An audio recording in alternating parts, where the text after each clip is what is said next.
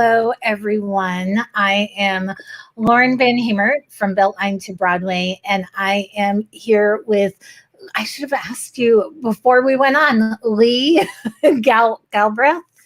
Galbreath or Galbreath? I'm pretty receptive to any pronunciation. Okay. And Lee is the writer, and she stars in Finding My Voice, which is streaming now and through the month on the Justice Theater Project website. And we will talk all about that, and I will give you the links towards the end of the show. And of course, if you have any questions or comments, put them in the chat and we will get to them. But I'm so happy you're here. Thank you for hanging out with me tonight. Yay, thank you. I am completely honored to be here. I think I'm with a Gust company, and I'm very excited to get to talk about my show too. I'm so happy about it. And I told you earlier, I watched some of it today. It just made me laugh. It's so fun and joyful and poignant at the same time. So I'm really enjoying it. But for people who don't know what Finding My Voice is about or what the themes of this film are, talk to me a little bit about the show, the impetus for you writing the show, performing it. Talk to me about what it's about. Yeah, absolutely. Well, I first got the idea in 2011 to do a show for sort of like a recital, one-woman show for my 40th birthday, which was coming up in 2013. And I had done my last like big recital project for my 30th birthday, and I like nice round numbers. So that gave me a hard deadline, which was excellent for getting something done. And I didn't know what the story was going to be about. I didn't know, I didn't have like an agenda at that time that was tell this story. I just really wanted to do something that showed the maturity that I had as a singer and a performer. And so I started a long creative process with Cheryl Chambly and Tamara Kassane, who I imagine you've run into. And they it's so inspirational. And I was very resistant to just like telling my story. I wanted it to be artsy and fantastically like deep and, all those things. And of course, eventually what ends up happening is it's just telling my story, because that's actually turns out to be the interesting thing when we clear all of the mush away, we're like, oh, yeah, that's what touches people. So this is the story of me losing my voice. I mean, losing the ability, the emotional connection with my voice, which I'd worked really hard to train for many years, and sort of coming back to it. And there are lots of themes around identity, because the voice is such an integral part of a performer's identity. I'm sure that's true for all the performers you've ever talked to, basically. Yes. And it's so true. Yeah. And so to lose that that part of myself, it sort of sparked this long grieving process. And I think that talking about grief right now and post-COVID is really timely. And I think a lot of people have lost things, and the whole theater community has lost things right now. And so there's a lot to talk about when it comes to that kind of loss. So the show, although it was written years ago, has some pertinent topics for us today. It's funny. There is a universality to this show. And I want to talk about grief for a second, because when the pandemic first shut theaters down, very, very early on, I think the week that theaters were being shut down, I was having conversations with artists for the podcast and asking them what this was feeling like, because some of them were about to open shows, some of them were in rehearsals for shows, some shows were closing very early, some shows were in tech. And Tamara, who is such an amazing human being and so eloquent, she compared this to grief. And one of the women I spoke to, she said, "We are an artist without an audience." And I thought, oh my gosh, that's the identity. When you're an artist and you have that need, that desire, that drive to entertain, educate, perform in front of an audience, and that's stripped away from you overnight. To me, that's so impactful. So I was curious to talk to you about the parallels between the grief you were feeling back then, losing your voice, losing your identity as an opera singer, that kind of thing, losing identity, to what people are going through now and losing their audience or through this last year. So yeah, I mean, do you see the parallels of grief there? Oh, absolutely. Because one of the things that I talk about in the show is how difficult it is to make it as a performer, how difficult it is to even just get on the stage, to, you know, to get through the audition process, to get to the place where people are paying attention to you, the art that you're creating. And one of the wonderful people that I studied with in at both my undergrad and my master's program schools, went on to be in the Met Chorus. So he made it, like, in a way that I did not make it. He made it, and he is, you know, that is still his profession. I believe he's still technically a member of the chorus, but of course they haven't performed for a year. And so to have done it, to have actually made that incredible, no one does this hurdle into that level of performance, and then and still to not have any security. And I think it really speaks to, you know, artists make so many sacrifices. It's such a personal thing, and there's nothing in our society that says, and we're gonna support you and make sure that you still can, you know, eat and pay the bills, and you know, and this is just like the most extreme example of that, where everybody is hurting all at once, so you can't ignore it. But you know, it's true all the time. Even when we aren't suffering from a pandemic, people are going through these kinds of crises of faith with their art. So it can be very painful to be an artist.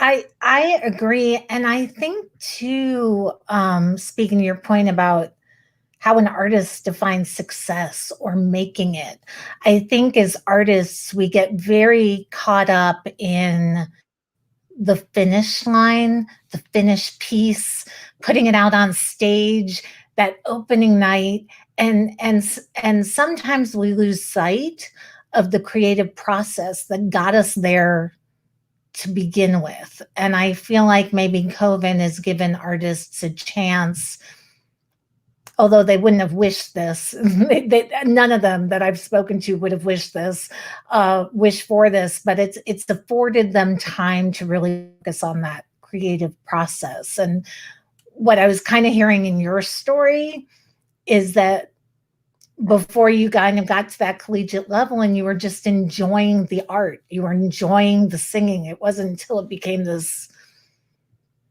professional training bubble that you were in that it kind of lost track for you. That's kind of what I was getting from watching the piece. Yeah, that is definitely where things went from I love doing this to, oh my gosh, this is so hard, this is so emotionally difficult, why on earth did I put myself into this situation? I'm sure I'm not the only person who's ever gone through that thought process, with and I do wish, I so wish that there was slightly better. There probably is now. I mean, I was going through high school in the 80s, and it's not like we had, and I was a very poor small school. We did not have great counseling, you know, career counseling. But I wish there were kinder, gentler ways for people to say, this is the reality of what it's like if you want to pursue this. And here are the things that you're good at, and here are the things that you're not so good at, and how do those match up? And try to remember that although this is fun in this environment, is it still going to be fun in this environment?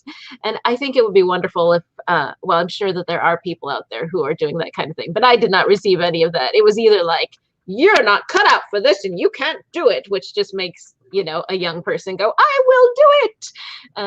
But you know, but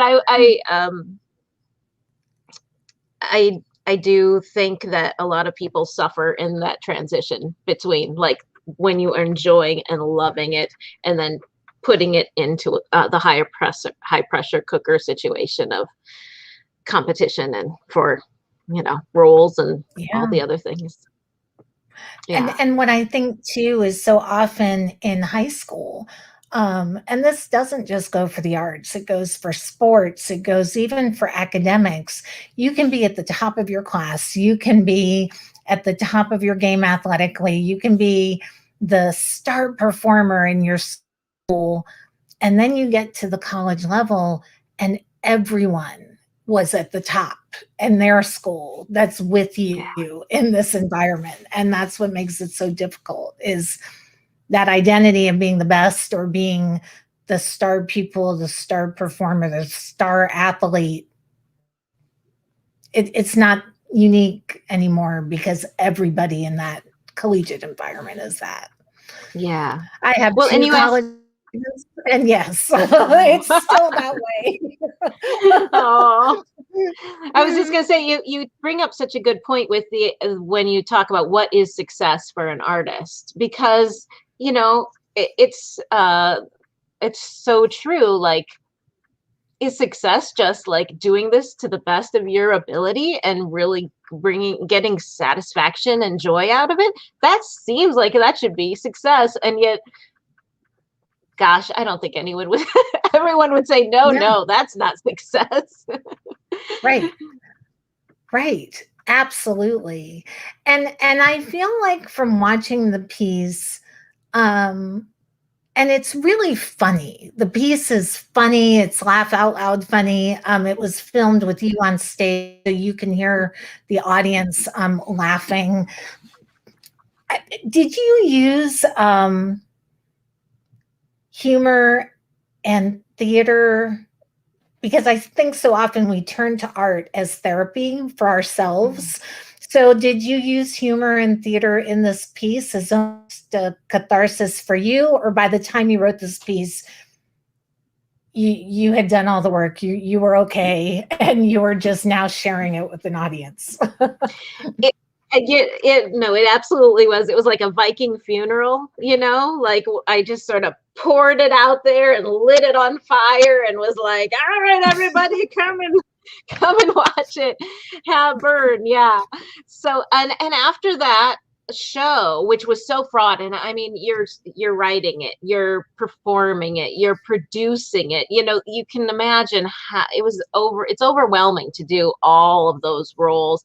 And after it was done and I was just like wiped out and completely, you know, drained, I did feel just so much more at peace. You know, it really did feel more at peace with the whole thing. Like, I don't really need to, you know, people have heard me. I've been heard.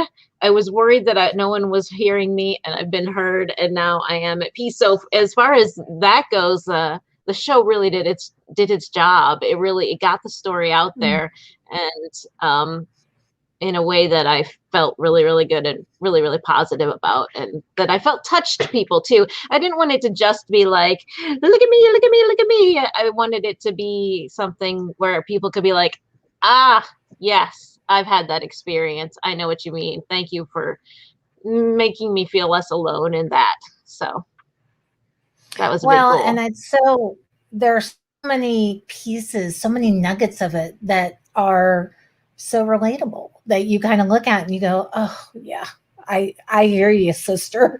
That's what I was saying. I was like, oh yes, I hear you. I know. So well, it was first done in, oh yes. No, go ahead. No, what were you going to say? I was What just were gonna you say, I was saying? just gonna say, I was worried about the relatability, but then I've been reading all these great memoirs recently, like Untamed by Glennon Doyle, Mm. and Broken by Jenny Lawson, and some others along those veins. And I was just like, every time I'd read one, I'd be like, oh my gosh, that's in my show. That theme right there, that story, those words, that's in my show. And I thought, oh, this is universal. If people are still writing these stories, then these are universal Yes. stories. Yeah. Absolutely. And that's what is really lovely about your show is I think there is a universality to it. It's not time stamped where you can look at it and go, oh, that was so 2013 or whatever. Um, it's 8 years after you've first performed the show. And really we talked about COVID. COVID obviously has changed the world, but political climate has changed. The Black Lives Matter movement, that we've seen this rising up during the whole period of time. How has revisiting the piece, how has it changed for you? How has it morphed for you, or has it? No, I watch it now and I just think I didn't know these words. Like I didn't know these terms. I don't think in 2013 I was using terms like patriarchy or really understood. Like there's some of that in the show where I talk about how I feel like I am being affected by a society that is, male dominated, but I did not overtly deal with that because I didn't even have that language in my own life at that point. Mhm. All of the stuff that I'm trying to educate myself about regarding Black Lives Matter, and the white privilege I have, and so many things, like I don't all the gender issues that I just feel like still I'm trying to educate myself on, but I'm certainly not an expert. But at the time I was completely unaware of, which is not great, but I look at it now and I think, oh wow, that's like this baby version of myself who hasn't had to come to grips with, the political unrest and the things that you allude to there. And so that's in the show, but not in a like I'm going to put this in your face sort of way and preach about it. And I'm kind of glad, because I would have gotten it wrong. Like I would have gotten it embarrassingly wrong. And so I'm very thankful that I kept it just to my own like lived experience, so that it was very honest to what I did know about, and didn't try to preach about things that I didn't know about. But it's also very interesting to look at this person standing hard, to be honest and raw and just leaving out huge swaths of things that are so important to us today. So it's been really eye-opening, from that point of view, of just like how much my awareness has changed it's Mhm. been many years, but it's not been that many years. So it's I've come a long way. Well, and like between your 30th birthday recital Hmm. and your 40th birthday, which marks this production, Yeah. um, and now I'm over 50, so I can speak for myself. I feel that as I've gotten older, I'm just so much more comfortable in my own skin. Are you feeling Mm. that way too, looking back on this? Because it hasn't been that many Yes. years. It's only been 8 years for this. But eight like if you years look yeah. back at your 30th recital, or something, I mean, don't you feel like just as women, we get better with age. We get more comfortable with ourselves. Yeah, well, I had someone ask me just the other day, like, oh, is your hair purple? And I was like, yeah, it is. Then there was this whole talk about, well, it's okay to have purple hair like right now because while we're in COVID times, but before we go back out. And I'm like, I'm going to have purple hair whenever I want to have purple hair. Like, why why would I ever not have purple hair if I want it?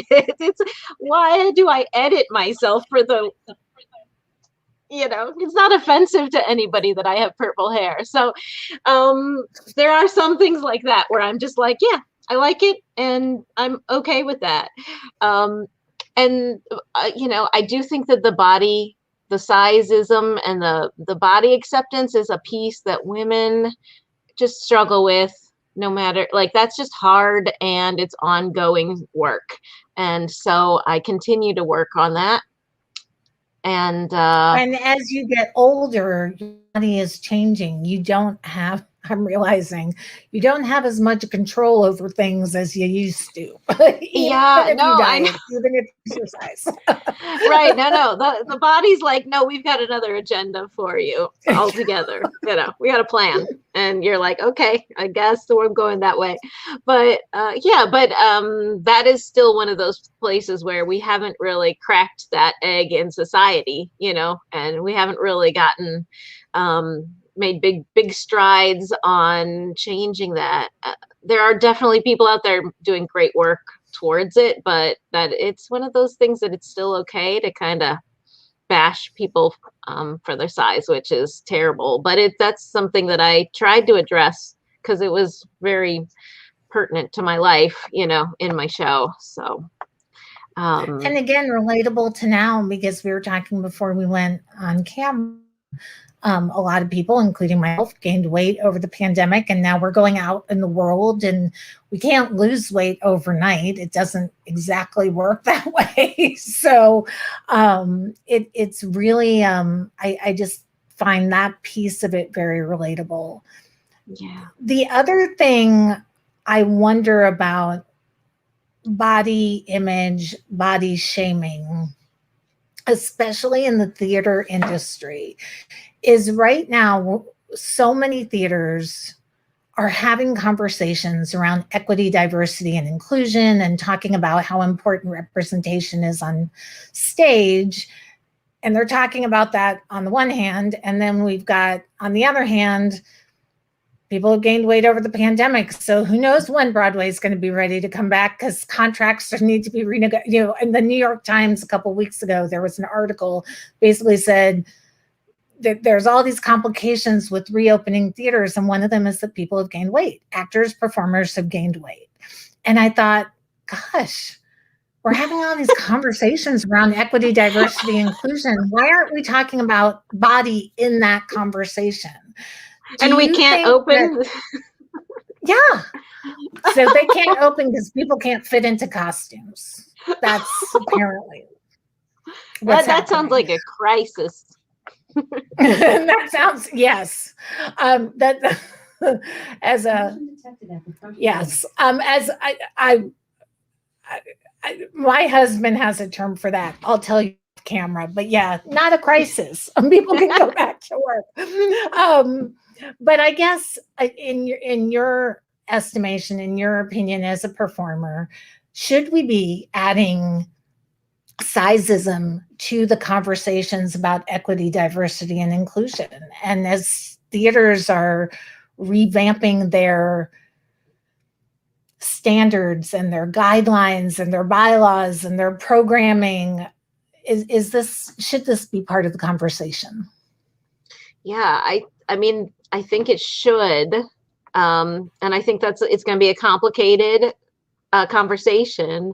I definitely think that it's really easy to say, to go to just do what we've always been doing, and that changing it is harder. But I'm encouraged by the people who are out there trying to help us all to see things in a different light so we can start that conversation of changing. They had a really wonderful conversation with activist Emma Zahn as part of the series around Finding My Voice. And her advice was, get yourself onto the boards, get yourself into the position of power. That's the only way we're really going to make these big sweeping changes. And I'm like, oh yeah, there is a certain profound truth to that, which I hadn't really thought about. if we want to see radical diversity in our theater, first of all, we have to like support it by saying that that's okay, and I enjoy going to those productions, and then secondly, we have to start putting people into the decision-making process who are willing to consider those options too. I totally agree.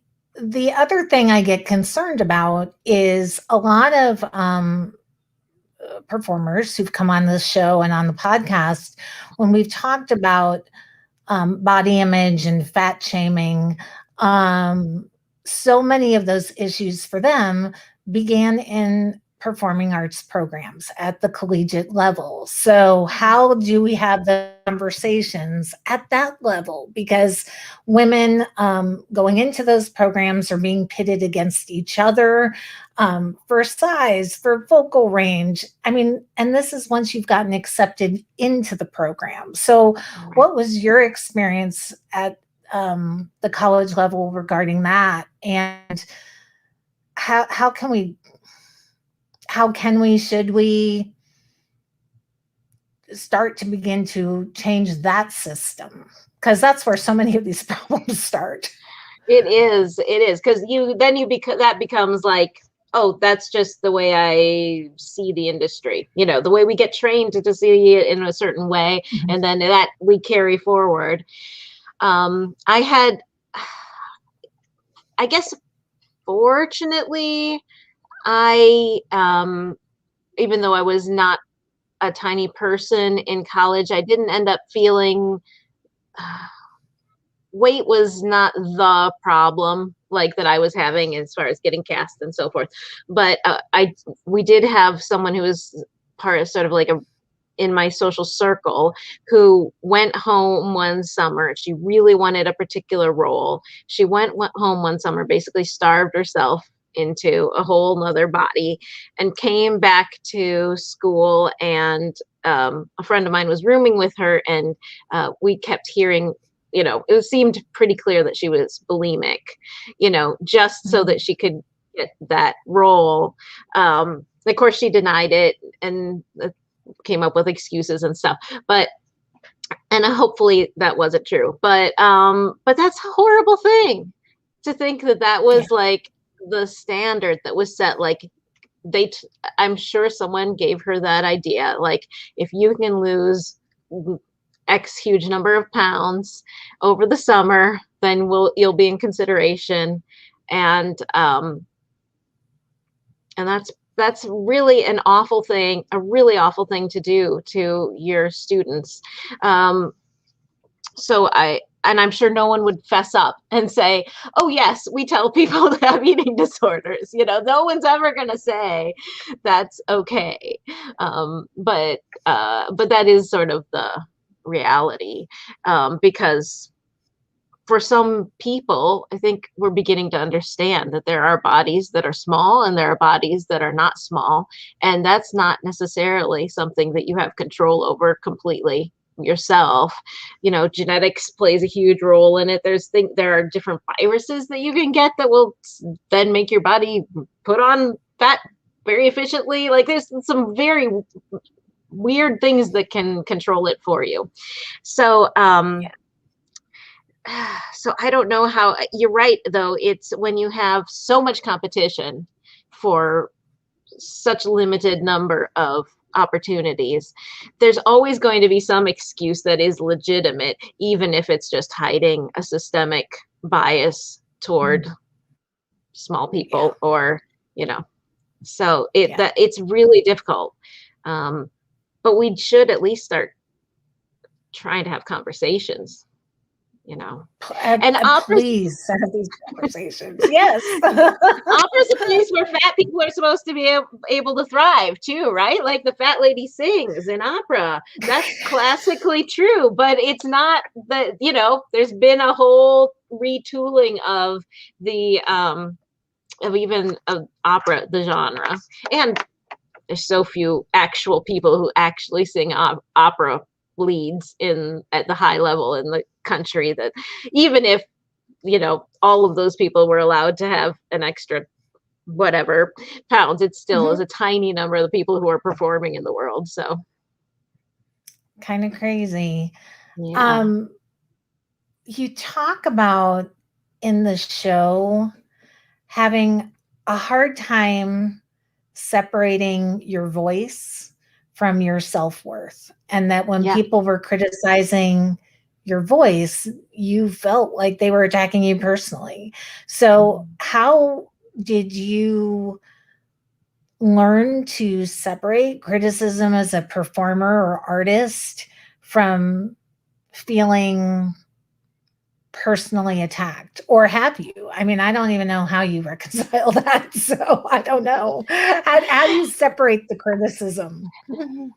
That is just such a good question, because when you're an instrumentalist or something, you can always, at least you can blame like some elements of tone, some elements of, on, oh, my trumpets, whatever.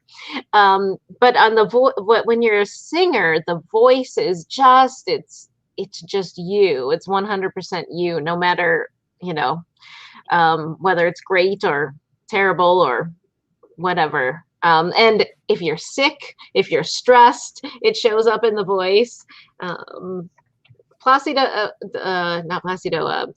had a famous thing where he was like, if I don't practice for one day, I can tell, and if I don't practice for 3 days, the audience can tell, or something like that, like where you have to, it's like feeding the beast. You have to nurture and constantly work, and you have to, and so when you invest so much energy in something and then it doesn't turn out the way you want it, I still struggle with that. It's like, I tend to plan for vacations, and my husband likes to wing it. And so if I come up with I do the work and I plan and I invest, and then afterwards he says, nah, then I'm like, ah. But if it's like, well, just from the beginning, I just know, oh, we're just gonna like go with the flow, then I'm fine, right? So the problem is, in order to be a singer, you have to invest. Absolutely. And I think that goes for any artist, right? Any art. You're investing in yourself, in your craft, in your instrument, and putting yourself out there and being very vulnerable. It's hard to, most artists, I think, no matter what you're putting out in the world, there's a vulnerability attached to that as well. Yeah, it's hard. And when it's a one-woman when it's a show about yourself, then it's really, really all about vulnerability. And we were talking with Tamara just the other day about this, and way back in the day when we were writing this, I kept using the term vanity project, which now I wince at when I think about it. It's like, who was telling me that this was no good just because it was my life? Who was telling me this wasn't a worthy story to tell? I think, it was me, but it was also the voice of society, and she was saying how she was just going off on this whole vanity project idea, because telling your story and being in a one-woman show, or really performing in any way, it's the opposite of vanity. You're like putting all of your dirty laundry, all of your, vulnerabilities out there to be picked at, and observed. So, vanity project is a bad term. And yet, if you were a man, I'm not sure anybody would ever say that it was a vanity project. I don't think anybody would put that label on you. You would never think. I mean, to I could ask. be wrong, but no, I absolutely 100%. When I think about it now, I think that was the patriarchy, like whispering in my ear, like, and the same thing with these wonderful memoirs that I've been reading. Like, I read them and I'm like, wow, that really speaks to me. And then I'm like, well, but this is just like pop psychology or whatever. This is just a mommy blogger. And then I'm like, why is that less valuable? Why is that less? Who says that those insights are less valuable than other insights that are made by academics? Yeah. not that I believe academics, I'm not anti-academia, but there was this whole like sort of amateur philosopher thing that happened for many years, and we take that stuff very seriously, and some of this other stuff we don't, and I wonder why. And then I think about gender and I'm like, oh, it all makes sense now. Yeah. So well, and I think too, as women, we wear so many hats, and the more hats we put on, whether it's the mom hat or the wife hat or the girlfriend hat or the good daughter hat, we're always serving others, and it's very easy to lose our own voice in a different way that men are expected to do that. So I think whether you're in the arts, whether you're in the performing arts or a singer or not, as a woman, the concept of losing your voice as you put on the many hats through your life stages is very real. Yeah. Yeah. I mean, I didn't go through the journey of being a mother, but I can only imagine how hard it is in some ways to, to stay completely focused and true to what you feel your voice is in that situation. And I chose that title for my show for a lot of reasons, and one of them is exactly what you're talking about. As your life changes, as finding your voice, losing your voice, finding it again, like who you are, what that means, it's sort of an ongoing process. For sure. Chasing that man from Chicago to Durham. I did. I chased the man to Durham. Although I was very happy once I got down here. I love the triangle. Yes. What advice would you have for those aspiring performing artists now who may not have the benefit of a school counselor and who are starting down that path of applying for performing arts schools? What advice would you have for them? Be their guidance counselor, Lee. The words that I'd wish someone had said to me. Well, honestly, if you are passionately, madly in love with whatever it is, you're so in love with musical theater that you will take dance lessons until you drop, and and you've already started taking voice lessons, all the repertoire, you listen to it 24 hours a day, then please do that.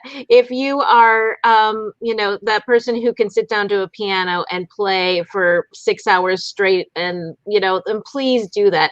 If you're somebody who is just really looking for some attention and doesn't have it in other ways, it's not worth the beating that you're going to take.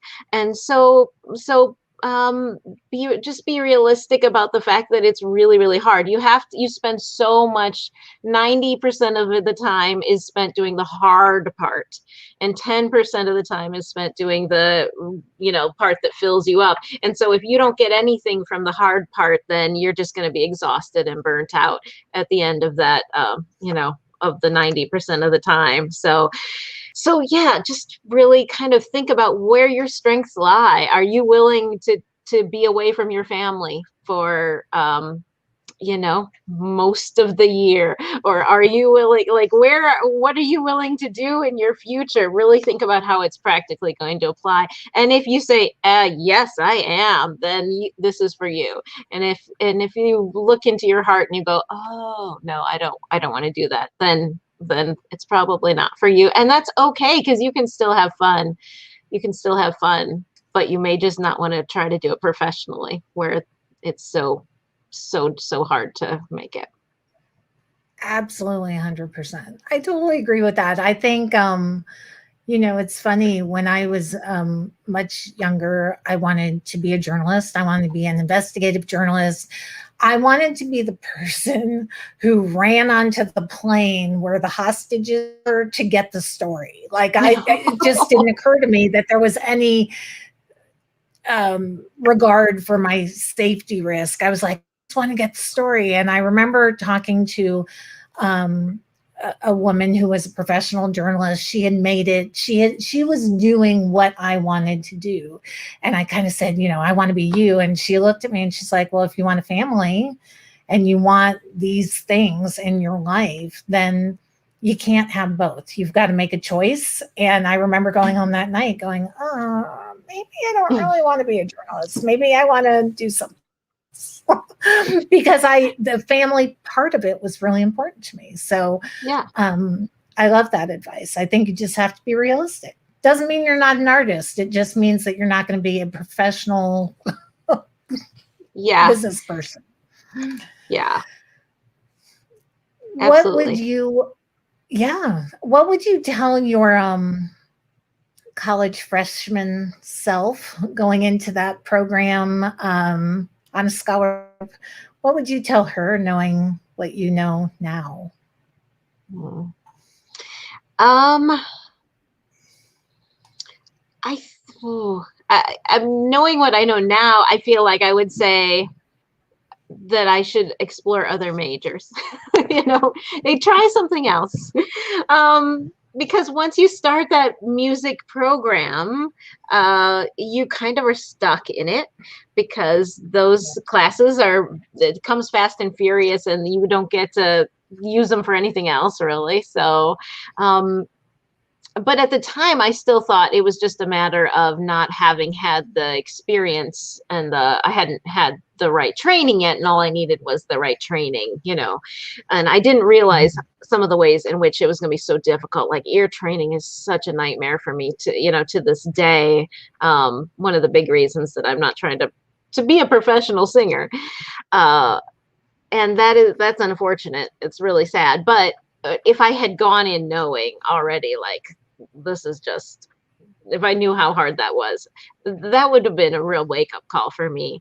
And maybe I would have just, since I did have the academic scholarship, maybe I could have done other things and still had some of those wonderful musical experiences that I was kind of looking for.